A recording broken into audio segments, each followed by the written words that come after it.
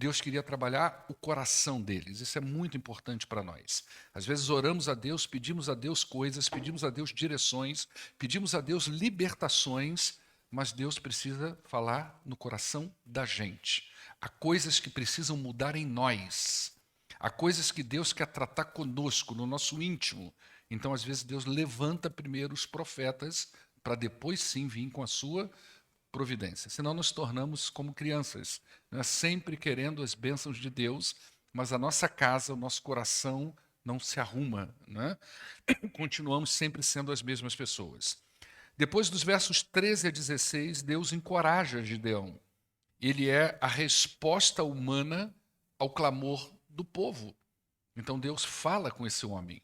Deus trabalha na vida dele, Deus encoraja ele. E nós trabalhamos nesse dia, eu falei para vocês que muitas vezes nós oramos e às vezes a resposta somos nós, né? Oramos por vizinhos, oramos por parentes, oramos por filhos, oramos por cônjuges, oramos pela igreja, mas muitas vezes a resposta é a gente mesmo. Nós é que precisamos desse despertamento. Depois, nos versos 17 a 32, você vai ver a resposta de Gideão ao encorajamento que Deus havia dado a ele. E o que é que ele faz então, dos capítulos 17 a 32? Ele vai destruir os ídolos. E isso também é muito importante para nós, porque o primeiro ídolo a ser destruído era o ídolo que estava onde?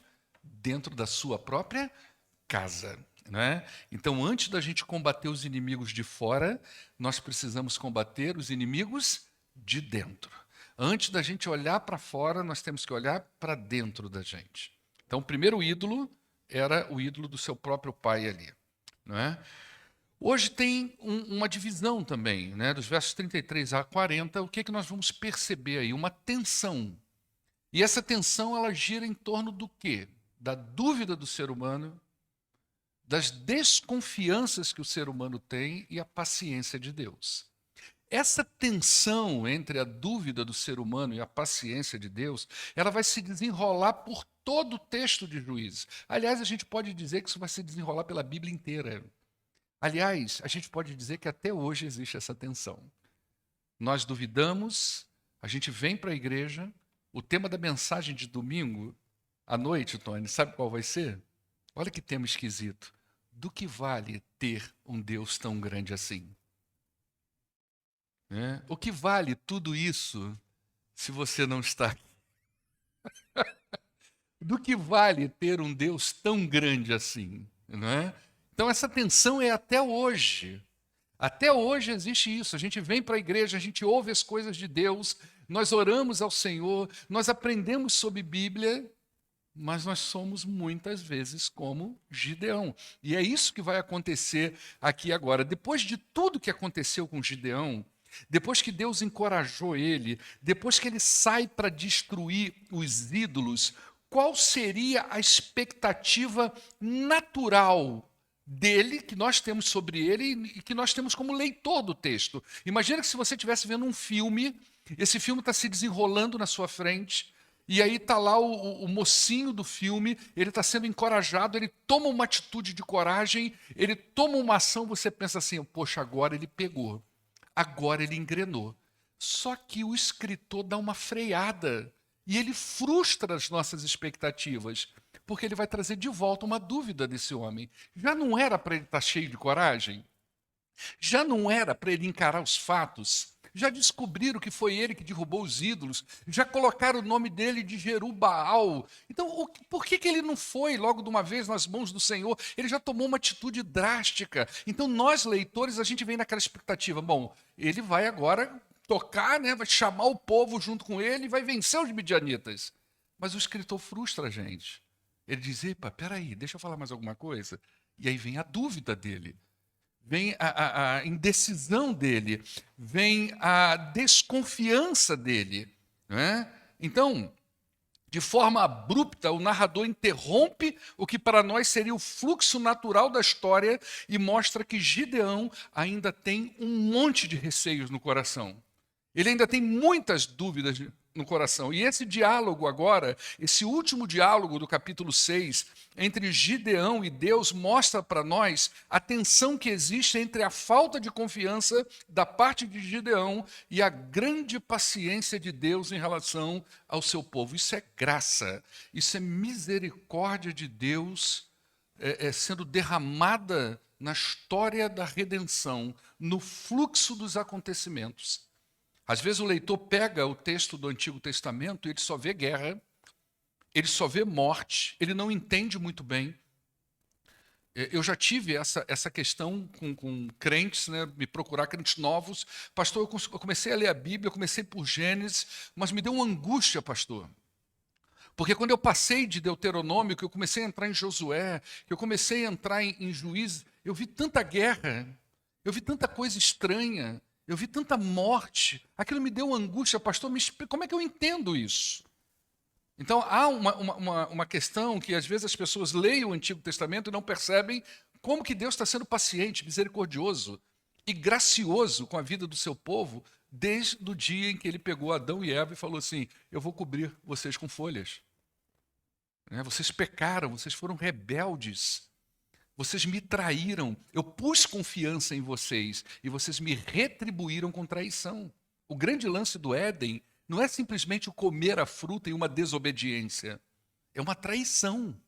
E aquela traição foi forte, mas mesmo assim, Deus, ele reage a essa traição com graça e com misericórdia, não é? Então, é assim que vai se desenrolando esse livro. O livro de Juízes evidencia muito essa falta do ser humano, a rebeldia do povo de Deus, a quebra do pacto por parte do povo, em contraste com a fidelidade, a misericórdia, a graça e a paciência de Deus com esse povo. O livro de Juízes mostra isso para a gente, que a despeito do povo de Deus ter quebrado esse pacto com ele, foi muito diferente do que em Josué, mesmo assim Deus está com esse povo. E esse é um drama que vai se desenrolando durante toda a história da redenção. Os seres humanos, por mais que entregam as suas vidas a Cristo, o pezinho deles está sempre atrás. Às vezes você vem aqui na igreja, está tudo bem com você, está tudo bem com a sua família, então parece até que você é o cara da fé, né? A mulher da fé, até que um dia as coisas acontecem de uma maneira diferente, a sua fé é colocada em ação e aí você precisa dar uma resposta a isso e às vezes nos decepcionamos com a resposta que a gente dá, não é?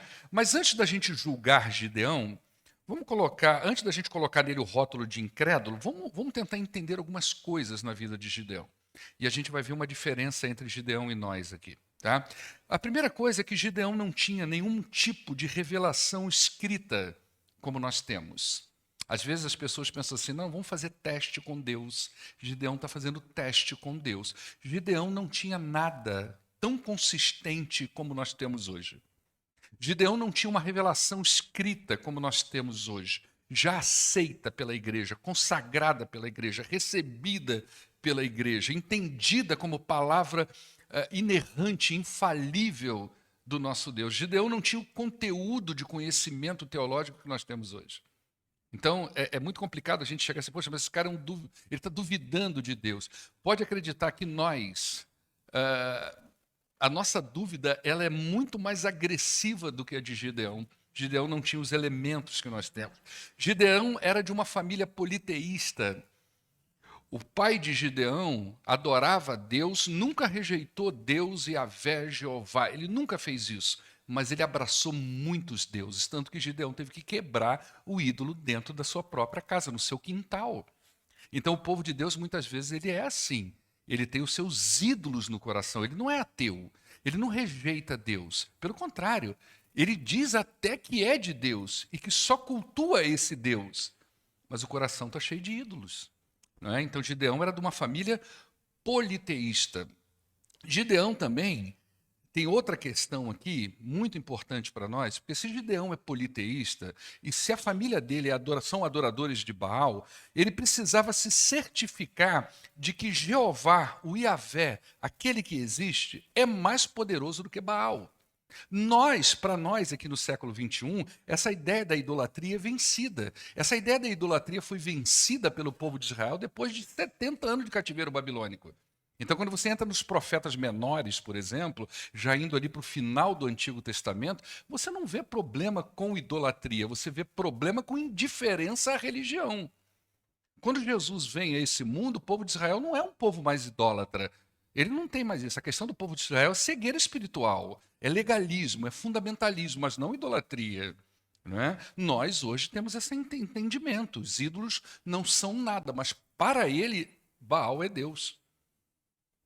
Ele tem esse entendimento de Baal. E ele afrontou Baal.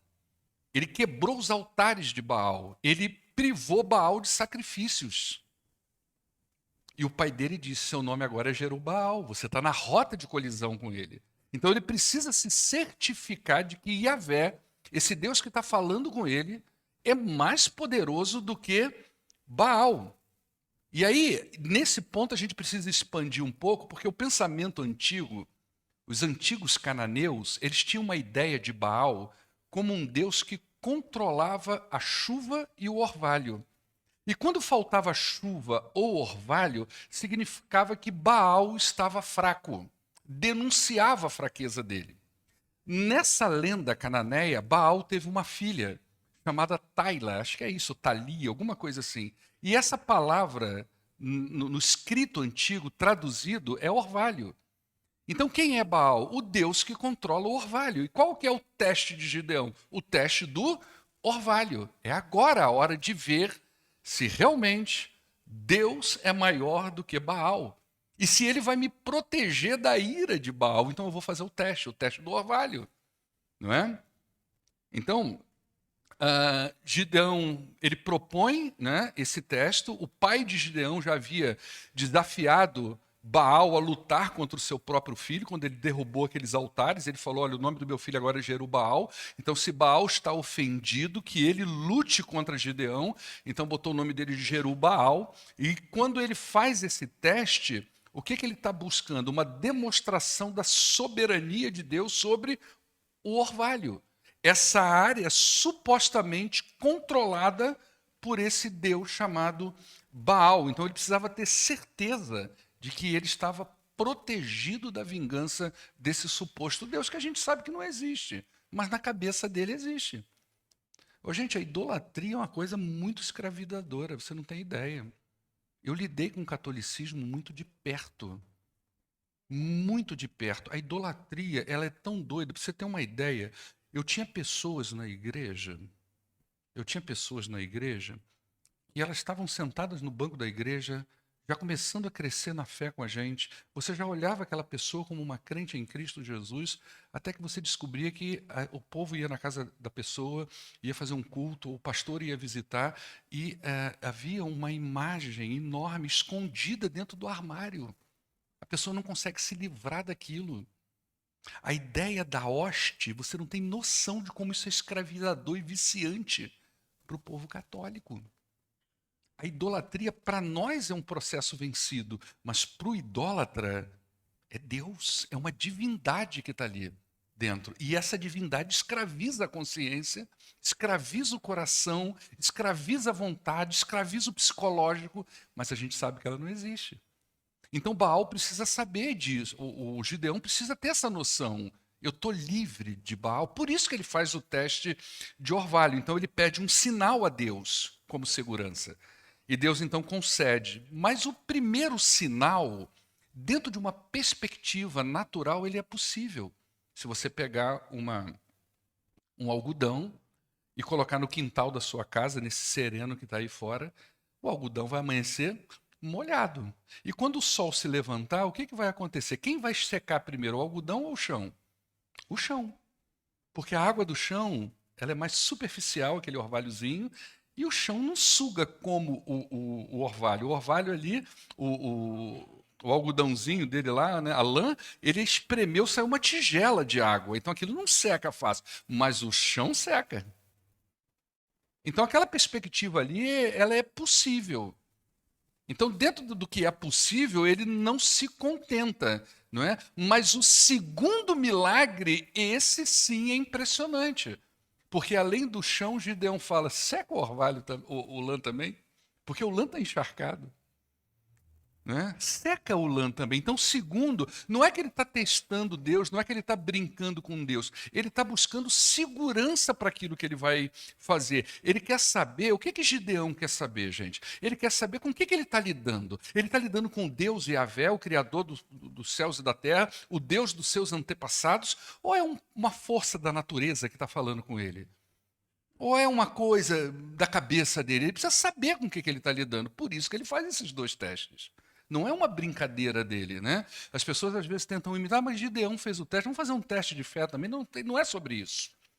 Não é sobre teste de fé isso aqui, não é? Então Gideão estava começando a entender ali, no segundo milagre, que ele não estava lidando com um espírito qualquer ou com uma força qualquer, mas com aquele que existe, que controla todas as coisas, o Deus de Israel. Amados, essa experiência de Gideão mostra para a gente como que a gente precisa conhecer o nosso Deus. Lá vai de novo o tema de domingo que vem à noite. Do que vale um Deus tão grande assim, se eu não conheço? Do que vale um Deus tão poderoso assim, se eu não consigo depositar a minha confiança nele? Do que vale um Deus que é criador, que é tudo isso que nós pregamos, e na hora das nossas adversidades, a gente não põe nele o controle da vida da gente? Do que vale um Deus tão grande assim? Não é?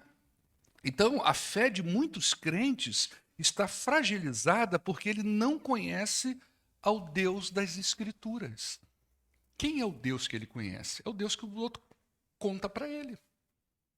Não é legal a gente ver uma pessoa dando um testemunho e falando o que Deus fez na vida dela? Às vezes eu ouço coisas, eu penso igreja 24 horas, literalmente, às vezes sonhando, às vezes nas acordadas na madrugada, a igreja sempre é o primeiro plano dos meus pensamentos. Né? E às vezes eu me pego pensando em algumas coisas, eu falo, Senhor, eu ouço tantas coisas quando eu estou no meio da pastorada, tantas histórias de milagre que o Senhor fez na igreja, pessoas que compraram, a igreja era pequenininha, de repente teve um terreno e todo mundo, você já viu história de testemunho de igreja que nunca tem dinheiro? Nunca tem dinheiro. Nunca tem dinheiro. Você mandou a foto lá, né? É sempre esse tipo de história. Eu estava ouvindo o pastor Estevão Fernandes, da primeira de João Pessoa, ele falando do espaço gospel. Ele falou, olha, eu fiz uma assembleia na igreja e pedi à igreja, vocês precisam confiar em mim, eu preciso que vocês deliberem a compra de um terreno. Não sei onde é e não sei quanto é. A igreja deliberou, diz ele que sentou com o dono do terreno e falou, eu quero comprar o seu terreno. Ele falou, tá bom, é tanto. Ele falou, só não tem dinheiro. Diz que o cara quase pôs ele para fora. Ele falou, mas eu vou ficar aqui em pé, não tem dinheiro. E comprou o raio do terreno. Então eu ouço essas histórias. E eu fico pensando, Senhor, só que eu não quero conhecer isso por história, eu quero conhecer isso por experiência. Eu também não tenho dinheiro. E também quero terreno. Também quero, não é? Então, o que a gente conhece de Deus pelas coisas que os outros falam, não é? Então, hoje, diferentemente de Gideão, nós temos as Escrituras, nós temos o Espírito de Deus que testifica no nosso coração quem nós somos e quem Deus é. Então, se você é um crente em Cristo, você tem tudo o que você precisa para edificar a sua fé, coisas que Gideão não tinha. E mais ainda, essa história de Gideão nos mostra a importância da gente destronar os ídolos do nosso coração. Sabe por quê? Porque ídolo confunde. Você vê a cabeça de Gideão, e aí? É Deus, não é? É Baal, não é? Quem está mandando no pedaço? Os ídolos confundem. Então, se o nosso coração está cheio de ídolos, se quem manda na nossa vida é tudo que não é o próprio Deus, né? São os lazeres, o trabalho, as dificuldades, tudo isso manda na gente, a gente fica confuso em relação a Deus. E fica confuso em relação à ação de Deus sobre nós, sobre a nossa casa e sobre a nossa igreja. Porque nós temos um monte de ídolos, isso confunde a gente, né? Os ídolos nos afastam daquilo que é importante, porque eles colocam desejos em nossos corações e nós passamos a buscar a Deus, não por quem Deus é, mas buscamos a Deus para que alimente os ídolos do nosso coração. Deixa eu traduzir isso. Por exemplo, a gente pede a Deus mais tempo. Você já orou pedindo mais tempo a Deus? Ah, Senhor, eu queria ter mais tempo. Mas quando você ora pedindo tempo a Deus, na maioria das vezes, não é para gastar com Deus, é para gastar com quem? Com o ídolo do coração. Você pede a Deus uma vida mais próspera, uma vida financeiramente melhor, um trabalho melhor. Mas muitas vezes você pede isso e o recurso que Deus vai te dar não é para que você invista no reino dele, você espera que Deus te dê isso para você gastar com os ídolos do seu coração. É assim, gente. Infelizmente é assim, não é? Nós pedimos a Deus que preserve a nossa saúde. Senhor, nos livra de doenças, nos torne mais fortes, saudáveis. Mas a gente pede isso não é para gastar no serviço real, é para a gente gastar com os ídolos. A gente quer mais tempo de lazer, a gente quer mais tempo para curtir a vida doidado, e não para gastar com o Senhor. Então, os ídolos do coração, eles vão fazendo com que a gente confunda aquilo que é importante. Não é? E a gente começa a buscar a Deus, não por quem Deus é, e pedir coisas a Deus, não porque a gente quer gastar com o Senhor, porque a gente quer investir com o Senhor, a gente quer alimentar os ídolos do coração da gente. Não é? Então, contrastando com as nossas fraquezas espirituais, e na contramão das nossas incertezas e dificuldades em confiar plenamente no Senhor, está a paciência de Deus. Olha como que Deus foi paciente com Gideão. Ele podia ter dito para Gideão, Gideão, tem que ter fé, irmão. Não tem fé, não vai. Mas Deus foi suavemente, trabalhando o coração de Gideão. Deus foi extremamente paciente com Gideão. A Bíblia, ela fala muito da paciência de Deus. Olha só o que diz o Salmo de número 103, verso de número 8. O Senhor, ele é compassivo e ele é misericordioso, muito paciente e muito cheio de amor. Faz parte de Deus. Olha o que diz 2 Pedro, capítulo 3, verso 9. O Senhor não demora em cumprir a sua promessa, como julgam alguns. Pelo contrário, Ele é paciente com vocês. Ele não quer que ninguém... Oi? 2 Pedro. É churrasco aqui atrás, querida. Eles estão oferecendo holocausto aqui atrás, porque o Flamengo vai jogar hoje, então uma galerona aqui fazendo churrasco. É assim mesmo, faz parte, né? Se eu estivesse morando no meu barraco, talvez eu ia jogar uma lenha lá também para ver o Mengão, né? Mas no apartamento não dá, o apartamento é no fogão. Mas olha o que diz 2 Pedro 3,9. O Senhor, ele não demora em cumprir a sua promessa como julgam alguns, pelo contrário, ele é paciente com vocês, ele não quer que ninguém pereça, mas que todos cheguem ao arrependimento. Êxodo capítulo 34, verso 6. E passando diante de Moisés, proclamou: Senhor, Senhor, Deus compassivo e misericordioso, longânimo, grande em amor e também fidelidade. E para fechar essa sessão de textos, número 14, 18, olha o que diz: o Senhor é lento para se irar. Olha que coisa interessante, né? O Senhor é lento, Números 14, 18. O Senhor é lento para se irar e rico em amor, perdoa a iniquidade e a transgressão, mas não deixa a culpa sem punição. Isso é importante saber de Deus também, né? Ele é lento, ele é misericordioso, ele é gracioso, mas ele não deixa a culpa sem punição. Quem deixa a culpa sem punição somos nós. Não é? A gente sempre passa a mão na cabeça de filho, de marido, de mulher, de ovelha, né? Mas Deus não faz isso. Pelo contrário, ele castiga os filhos pelos pecados dos pais até a 3ª e 4ª geração. O que é isso aí? Maldição hereditária? Não, não é. Não é? Isso é o retrato do que aconteceu com o povo de Israel. Né? Lembra quando eles muitas vezes clamaram ao Senhor: os nossos pais pecaram, Senhor, mas tem misericórdia de nós. O erro dos seus pais se refletiram numa conduta durante a vida e gerações pagaram o preço disso. Mas não tem nada a ver com maldição hereditária. Tá?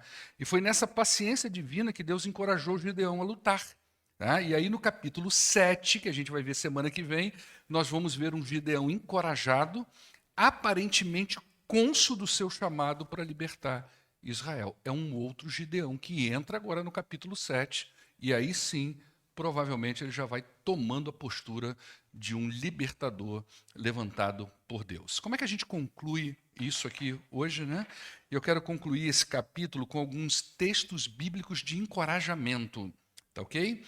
Textos que nos ajudam a confiar no Senhor. Sabe aqueles textos que, se você pudesse fazer cartõezinhos de texto bíblico, colocar no espelho da sua casa todo dia de manhã, dentro do seu sapato, já ouviu essas técnicas? Dentro do seu sapato, né? Dentro da sua carteira, no retrovisor do seu carro, no guarda-sol do carro, né? Sempre você buscar esses textos de encorajamento. Olha só o que diz Josué, capítulo 1, verso 9, um texto muito conhecido, né? Não te mandei eu, disse o Senhor. Josué estava assumindo uma igreja de 6 milhões de pessoas confusas. Imagina isso. Um seminarista pegou um ministério.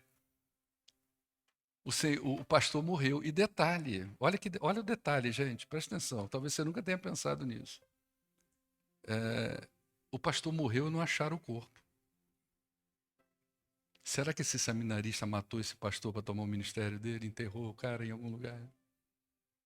Olha, a cabeça do povo pode pensar muita coisa, não é? E aí, não te mandei eu?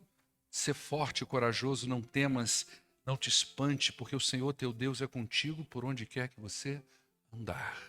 Texto de encorajamento. Olha o que diz Salmos 55, verso 22. Lança o teu cuidado sobre o Senhor e ele te susterá. Não permitirá jamais que o justo seja abalado. Olha que texto de encorajamento quando a gente está passando por dificuldades, quando a gente se sente abandonado pelo Senhor, duvidoso se Deus está com a gente, porque a gente está passando dificuldades na vida, momentos difíceis. Olha o que o salmista está dizendo. Pega as suas preocupações, pega essas coisas que te abalam, entrega ao Senhor. Ele não vai permitir que o justo venha tropeçar, que ele venha cair, que ele venha ser envergonhado, né? Que palavra maravilhosa. Olha Mateus 11, 28. Venham a mim todos vocês que estão cansados e sobrecarregados, e eu vou aliviar. Né? E o grande alívio que nós temos é o alívio da alma, que é quando nós entregamos os nossos pecados aos pés da cruz. E ali nós recebemos da parte de Deus perdão em Cristo Jesus. Né? E por último, o último texto, né, está lá em João 6,35, quando Jesus disse, eu sou o pão da vida e aquele que vem a mim não terá fome, quem crê em mim nunca terá sede. Olha que texto maravilhoso, gente. Um texto que mostra como que ele preenche a nossa alma, como que ele é suficiente para nós. Imagina que ele está se comparando a um alimento imperecível, né? Ele está falando de fome, de sede, coisas que na época dele eram preciosas. Jesus saía com as suas caravanas, gente, não tinha quitanda na esquina, iFood, não tinha nada disso não. O povo sofria. Né? Então falar de fome, falar para uma pessoa faminta, se você se alimentar do pão que sou eu, né, você nunca terá fome, se você tomar cuidado, o cara mata você e come seu corpo. Canibalismo, o povo de Deus foi acusado de canibalismo, de vampirismo no primeiro século e de incesto. Porque eles comiam o corpo de Cristo, bebiam o sangue de Cristo, e na hora dos seus casamentos um irmão casava com o outro. Então o povo romano acusou muito o povo cristão dessas práticas de canibalismo, incesto e vampirismo. Né? Então não é sobre testar o Senhor, é sobre conhecer o Senhor e confiar no Senhor. É isso que Gideão estava buscando. Conhecer o Senhor e confiar no Senhor. Agora eu sei que quem manda é Ele. Ele destronou Baal da minha vida, da minha mente, do meu coração. Ele provou que Ele é Deus. Agora eu vou para dentro. Agora, midianitas, amalequitas, tudo que é itas pode vir, porque o Espírito do Senhor está sobre mim. Olha que coisa maravilhosa, né? Esse é Gideão. Semana que vem a gente entra no capítulo 7, tá? E vamos ver como é que ele desenrolou esse rolo aí a partir do capítulo 7. Olha aí, o texto já vai dizendo aí a vitória de Gideão sobre os midianitas, né? Então eu acho que ele pegou no tranco, não foi, Tom? Vamos ficar de pé, queridos. Vamos encerrar a nossa palavra desta noite. Próximo domingo, pela manhã, nós vamos encerrar Efésios, tá? Domingo à noite nós vamos trabalhar esse tema do que vale um Deus tão grande. Vai ser um tema provocativo, exortativo e encorajador. E talvez eu divida ele em 3 mensagens, não sei, ou 2, não sei. Mas uma já está, 80% dela já está pronta, né? Eu preciso só meditar e apurar isso, porque Deus está falando muito comigo com esse tema, do que vale um Deus tão grande assim, né? Senhor, muito obrigado por esta noite. Aplica, ó Deus, essas palavras simples, de forma poderosa no coração da gente. Leva-nos para casa na tua presença e nos dê uma noite abençoada em nome do poderoso Jesus. Amém. Que Deus abençoe a todos.